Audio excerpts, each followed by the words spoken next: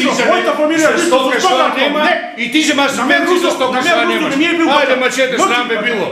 Со тензија и нервозни земјоделци заврши отворениот ден на Агенцијата за храна и ветерина во Пехчево. Дали се качува стоката или се намалува? Само се намалува. Само се намалува. Од ваши резултати 9 години што сте на власт. Ние увозиме евро и пол, 2 евра месо у цела држава. И ние сме најголемите увозници на месо у цел свет према жито.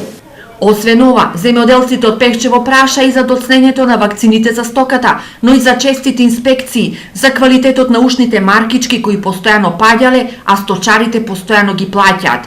Првиот човек на агенцијата, Зоран Поповски, истакна дека вакви проблеми за прв пат се пријавуваат од земјоделците. Во однос на квалитетот на ушните маркици треба да се провери, сепак од една изјава од одредени сточари, одгледувачи, ќе треба да се провери нормално, да се види, бидејќи во другите градови до сега не слушнавме за вакви слични проблеми. Но пред земјоделците во Малешевијата демни и опасноста од туларемија, болест од која пред 17 години заболеле 7 лица од Митрашинци и Будинарци. Треба обавезно ветеринарната да си земе рака на срце да си гони работата. Има и секти кои сме загрижени баш за тие работи, највеќе за водата.